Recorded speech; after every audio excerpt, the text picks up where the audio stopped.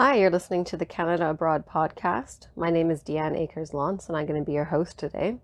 We're going to be speaking to Simeon, who's going to be giving you advice on how to convert your foreign CV into Canadian resume style. We're going to be going through some of the most commonly asked questions that our clients have about what the difference is between a foreign CV and a Canadian resume. Simeon, welcome to the show.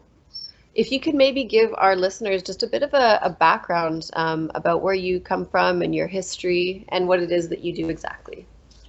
Sure. Thanks for having me on the program. So I come from a corporate background. I've been in management consulting and in various industries for the past 16 and 17 years. And I discovered over the past 16, 17 years that my passion really was around enabling and empowering folks to find the right careers and kind of get into the right jobs that they're passionate about. So earlier in 2019, I took what I had informally done before, which is career coaching, and started my own business. So right now I'm a professional career coach. Essentially, I work with folks primarily who are looking for work, either because they're transitioning or because they're new to the country, or they're just not happy with their work, so they want to change industry. So I spend a lot of time coaching with setting goals and resumes and all that. Okay, that's perfect. So today we're just going to, be asking you some of the most commonly asked questions that our clients have, and hopefully you'll be able to address those. Sure. Great. So the first question is, what traits are most important to recruiters and need to be communicated on your resume?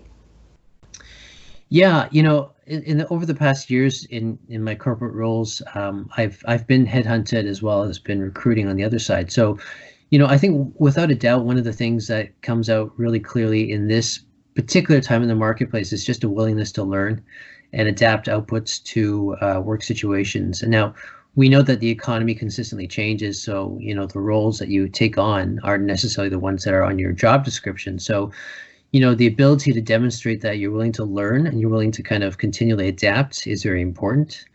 Second thing would be sort of the ability to work independently, right? So again, if for many roles, even though you've got specific skill sets, there needs to be this idea that, I can give you a project or an activity and you can kind of run with it and figure out, be resourceful, etc. Certainly, align with that is being able to work through very ambiguous situations. So when you have very few kind of guidance, how do you work through situations and come up with a solution that has been posed to you as a question? So in the work that you do. One of the things that's a big flag for me is, and recruiters always talk about this, is that there's sort of a maverick syndrome. And what that means is sort of the way that you're expressed in resumes seems to kind of portray you as being sort of an independent loner, a lone person who does things on their own without collaborating with other people. So teamwork is obviously very important. And the last thing I would say is probably integrity. And this is sort of an underrated quality that folks don't really think too much about. And there are different ways as a recruiter that you can sort of assess that. And one of the ways is just around kind of being, very honest about the outputs of your projects, right? So, exaggerating, you're kind of, making sure that you're being accurate and kind of precise. So those are the couple of things that come up in resumes. Okay, no, that's perfect. And I really like that point about the maverick and the need to, be a team player. So that's actually quite important. Yeah. The next question we get a lot is, what are some common mistakes to watch out for? Yeah, and specifically for, and I'm thinking here about the work I do with resumes, cover letters, LinkedIn profiles. Yeah. Those are kind of the three, kind of outputs that, folks kind of use to sell themselves. Well, number one is definitely typos, right? So, with all the software out there that can be used to proofread your documents, there's no excuses for typos. And sometimes the closer you are to the document, the less you realize you have typos, and you might do multiple edits and accidentally add a period or sort of change the word because you're too close to it. So that's sort of a counterintuitive thought, but just keep in mind typos are a really big one.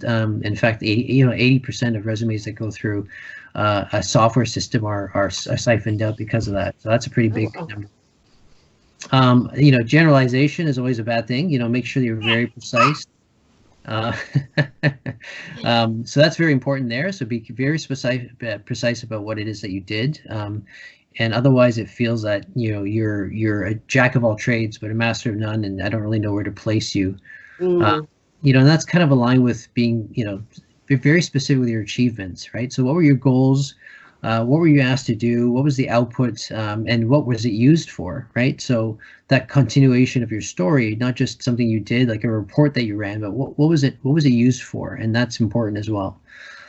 Formatting, very important. So make it easy for your recruiter to read your resume. It has, I follow the top down, top left, left to right approach, which basically means that everything about yourself, because we read from left to right, obviously, that it has to be very clear about everything about you before we talk about sort of companies and dates and all that.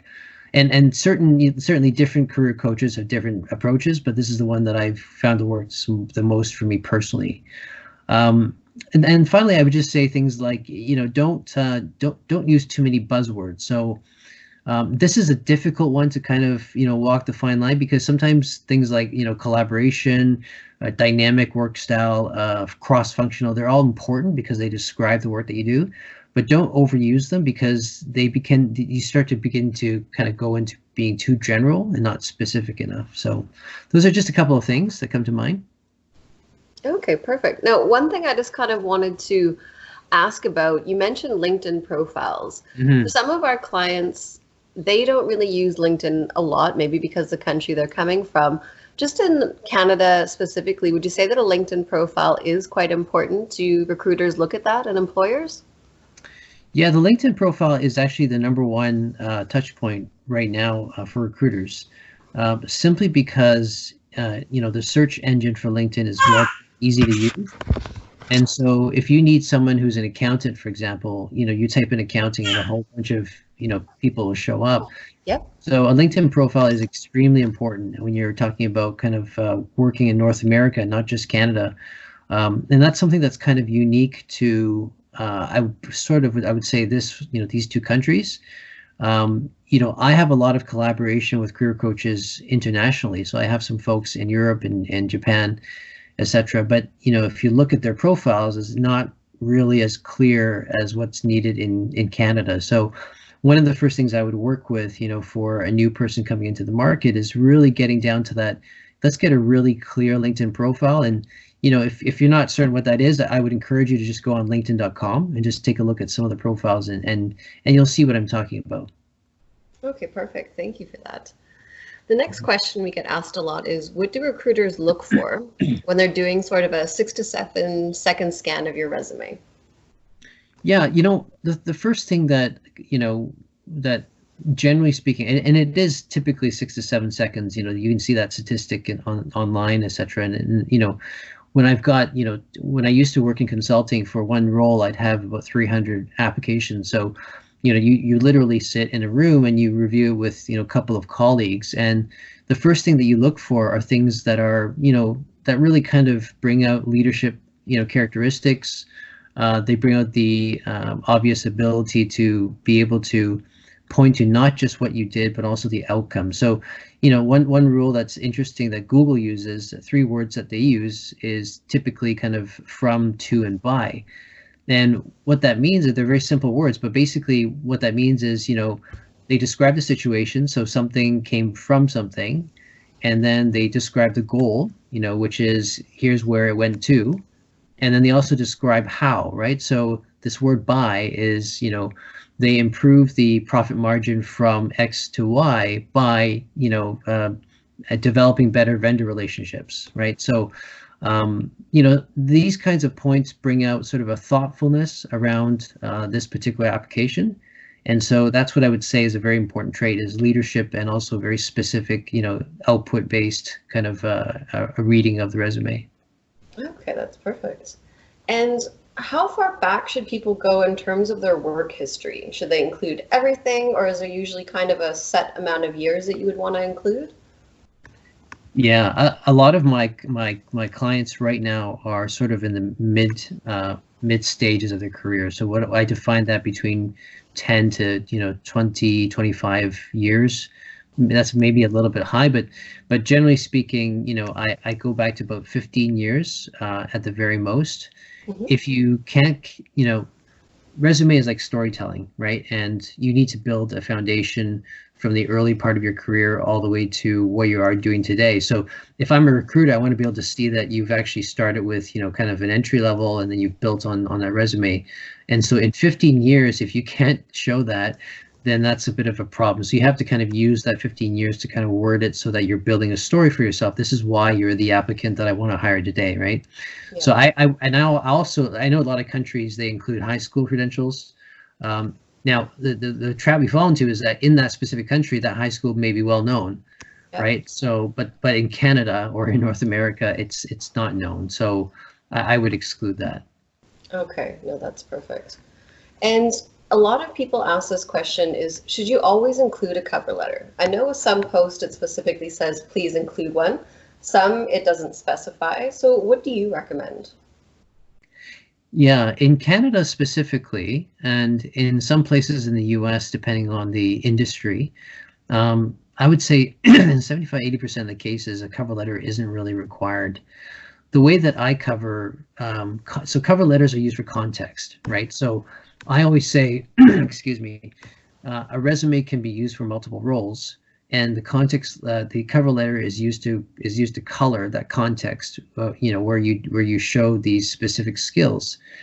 But you can also put context around sort of an executive summary at the beginning of a resume.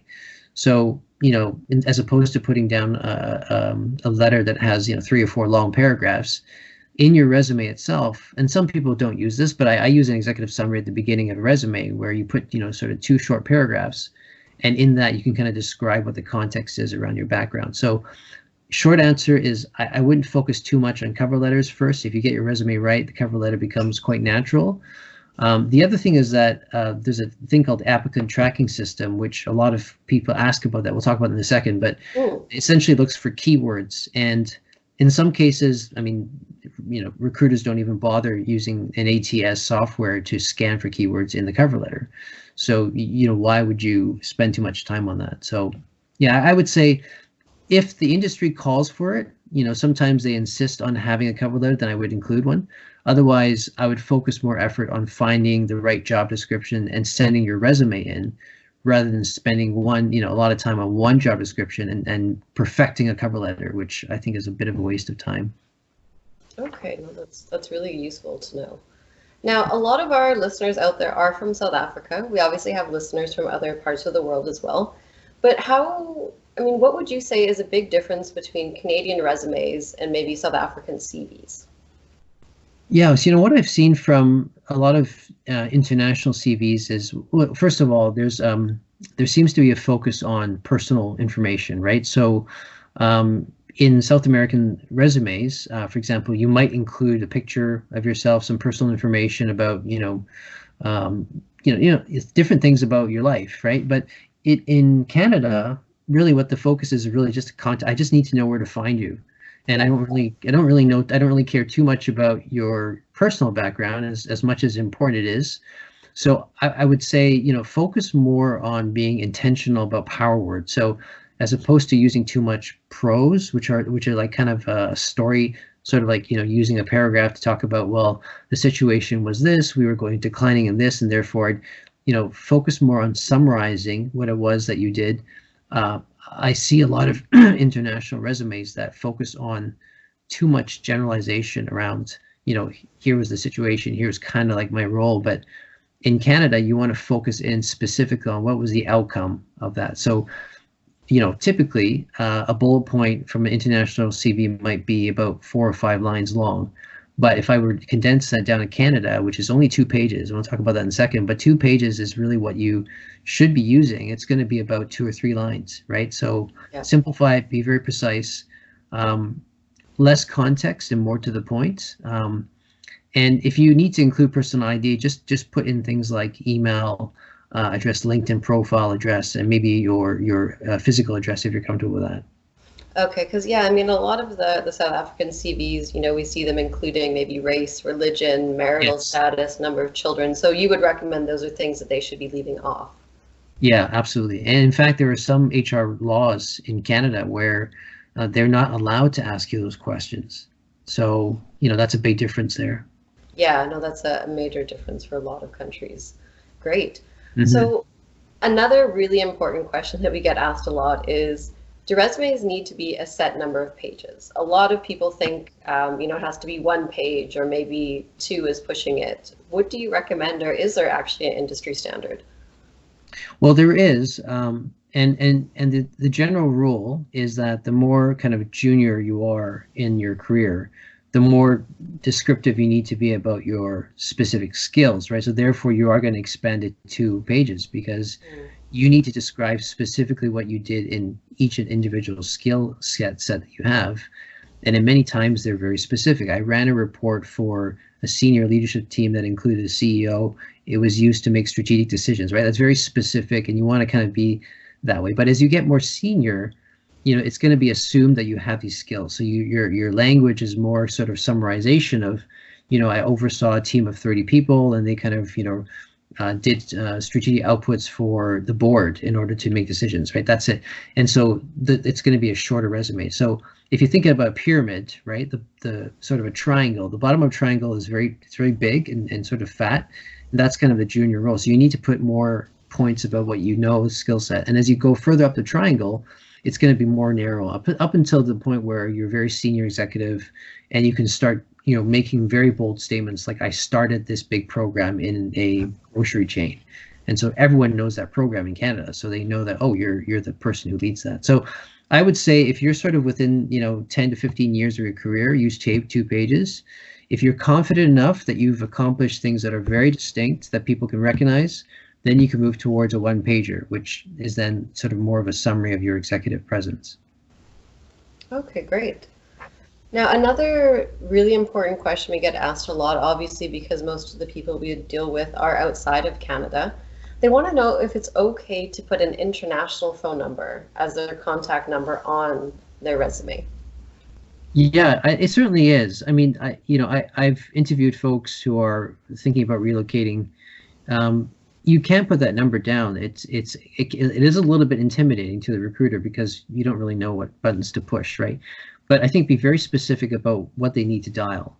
So they don't have to guess the country code and things like that. They don't have to kind of Google it or whatever it is. So if you put down the number, here's specifically what you need to get to me, then it becomes very easy. And it's just like any other number that I can dial, right? So make the assumption that the recruiter doesn't know where you live or the country code and just put it down there. But I think it's fine. It's part of that sort of personal information that you want to include, right, as a phone number.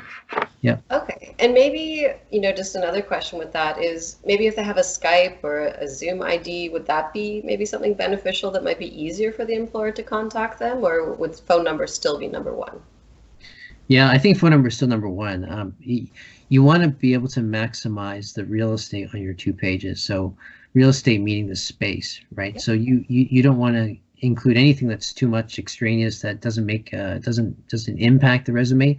And I think if the recruiter wants to get a hold of you for a meeting, when you get to a Zoom or Skype number, you're basically going into the interview stage.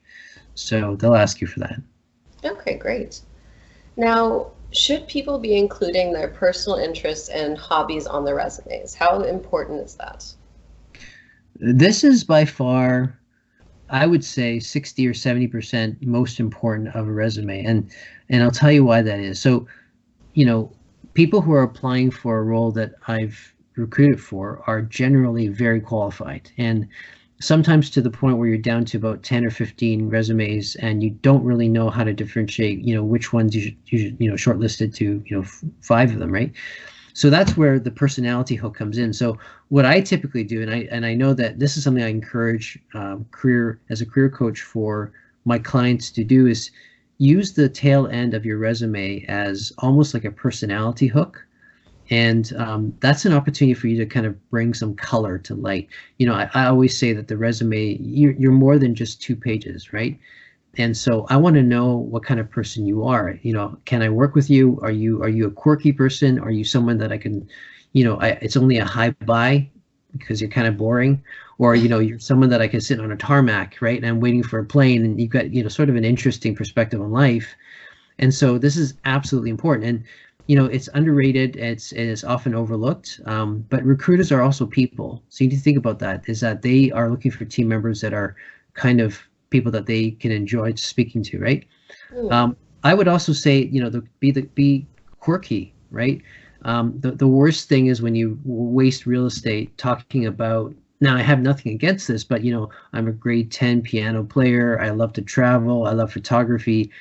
That's just not going to do it. You want to be very, kind of almost like tongue in cheek sometimes to kind of bring that out. So, if you've had a skydiving experience, in Australia, and you've never done that ever before, that's going to change the way you look at the world, right?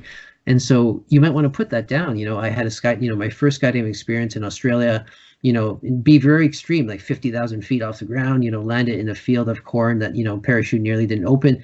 Like, be very specific, because that's kind of fun, right? And that's an opportunity for you to kind of bring that personality out of you. And then, so there's a lot of examples that you can, it takes a little bit of time to think about what's unique about you. And, trust me, I mean, recruiters are not going to fact check. They're not going to say it's 50,000 feet, but they just want to get an idea that you're a fun person, right? So absolutely include personal interests and hobbies. I would say 3 or 4 bullet points, not more than that. Try to make them very exclusive, so they're very different from each other. And, people, just as if it's a personality hook. They want to get to know you. Okay, I like that, especially about the being quirkier. I think that if someone was to be going through, hundreds of resumes, if you had something like that, it would really make you stand out and be memorable. Yeah, absolutely. Okay, great. Now, is it common to list references on a resume, or, do you put maybe available on request? What would you recommend? No, I mean, the assumption is that you will have references. So I think it's, you don't need to put that in there. Yeah, generally speaking, is they will ask you for that when usually towards the end, where they're sort of convinced that they want to hire you on. So you don't need to put that on your resume. Okay, and I guess it's also a good way to, as you say, save real estate. Instead of listing those people, you can save the space for something more useful. Yes, yeah, absolutely. Okay. Do you need to list why you left a job on your resume? No, I don't find that very helpful. Most recruiters and hiring managers know that life happens. They're not going to judge you based on the gap, unless it's a couple of years, and they might ask you in an interview. But first of all, it's very difficult to account for life, right? If something happened in your life where it caused you to have a pause and you had a break, I mean, so many things have happened. So you can't write anything down that's not going to stretch the truth, right, or lie. So why would you do that? So I would simply leave it as a gap. If you do include a cover letter, that's also a point where you might be able to put something in there, where it's not so much about what happened, but what you learned. So, for example, in 2012, there was a downsizing of my company, and then in 2014, I picked up this role. Between that period of time, I, took courses to better myself. You kind of use that as a context buffer. But if you're just looking at a resume, you don't need to put down why. That's more of an interview question where you can elaborate on that. Okay, great. Would you also recommend, to put salaries earned in each of your previous positions, or how important is that? Yeah, in North America, I generally advise against that. I know that some folks, I've worked with some folks that are from China, for example, and they're very specific about pay bands. So basically, what their payment bands, compensation bands are. And so in order to kind of reflect the level that they are in the company, they'll put their specific, compensation. But in Canada, that's not something that you would do. That's compensation benefits are only to be discussed with HR, not with your hiring manager, not with your department lead. They're not responsible for that. So, don't include that certainly in your resume. If you're talking to an HR person on the phone, you might want to generally ask that up front so you don't waste anybody's time.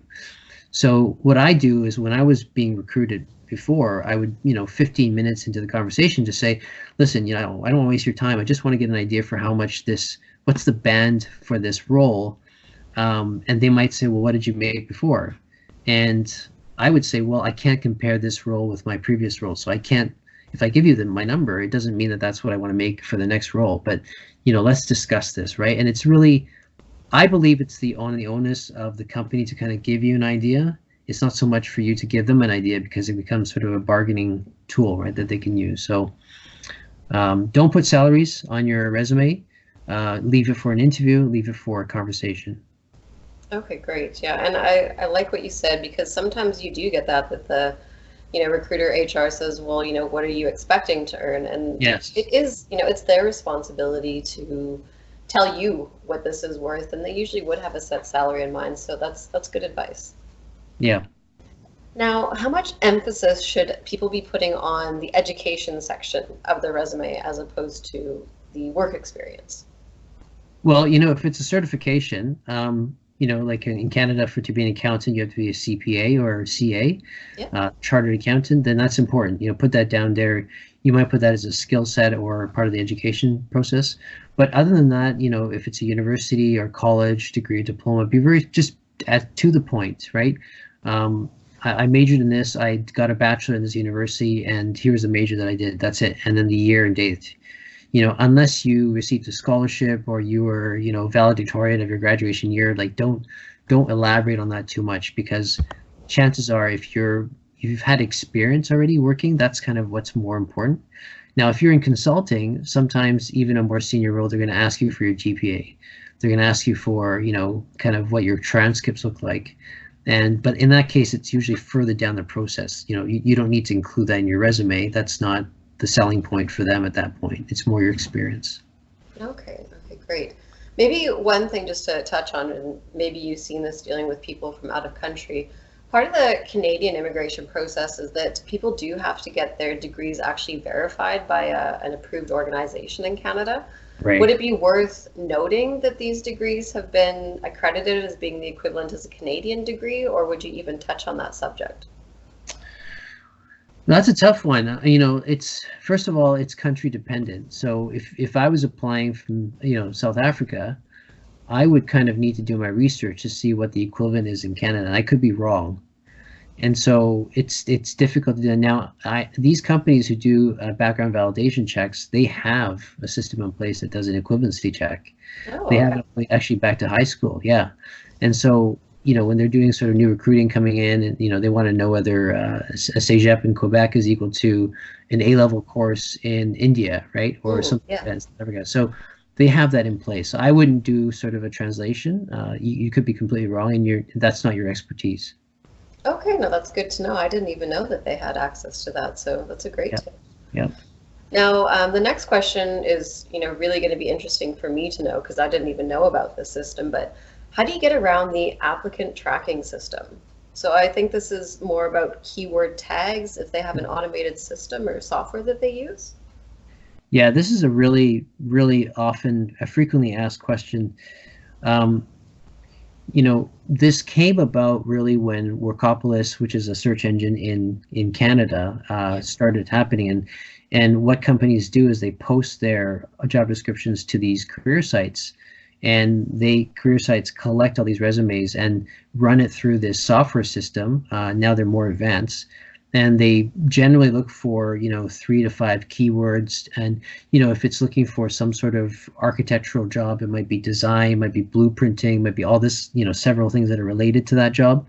And then anything that doesn't really have that count, it just automatically gets siphoned out, so you're not in consideration. So the short answer is that you can't get around that. You do have to kind of do your research to understand, the role, and kind of, in some cases, you might need to guess a little bit about what those keywords might be. So, software, for example, coding is important. You might want to put down some coding languages that are, popular during that period of time or related to that industry. There are some sort of reporting tools that are, computerized tools that are specific to an industry. You need to put that down. But a general rule that I like to have is, for any given industry or a job description, there's probably going to be 2 or 3 other ones that you find that are kind of relevant to what you're trying to apply to. So let's say there's 3 jobs that are opening and there's 3 job descriptions that you find. It's good to compare them, right? Because they're very similar roles. And if you see overlaps as far as kind of the keywords, what it is that they expect, the responsibilities, you kind of get an idea that you need to include that in your resume. So it's sort of a mix and match of different job applications to kind of pull out what those keywords are. And that helps a lot. And so, again, you can't get around that. You do have to do your homework. Understand also that today's ATS systems read context. They don't just read words. So context meaning they will look at sort of being able to automate like a sentence and say, well, okay, you were coding, but you were sort of, a beginner, right? Or like you were leading a master class, in 2 different things, right? But coding is still the word. So keep that in mind. Again, it's an algorithm. So yeah, you just have to do your best. Okay, and I'm guessing that the specific job description that they have put on there, the keywords would be in that job description, or in what they're targeting, it would be in the advertisement? Well, yes, you need to assume that it would be there. Okay. In some cases, if you've sort of been in the workforce enough, sometimes the person who's drafting the job description isn't actually the hiring manager. So they're kind of guessing what the role is. And, most companies have like a weekly staffing call where they sit down with the hiring managers and the recruiters and they sit down and think, well, here's the needs of the company this week and coming up in the next couple of months. So we need to hire for XYZ. So then HR folks go away with some notes and they draft up this job description, which then circulates back to the hiring manager, but they may not have time to review it. So it gets published out. So, assume that it's in there, but keep that in mind that you might get it wrong. You might get the ATS keywords wrong because that's not actually an accurate perspective of what the job description is. So again, that's sort of stuff behind the curtain. You just have to do your best. Okay, that's good to know.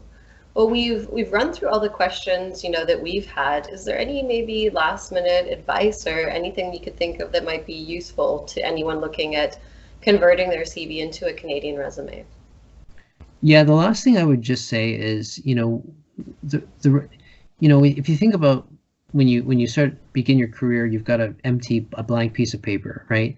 And that piece of paper can become whatever it is. It can become an airplane pilot. It can become a software coder. It can become an accountant.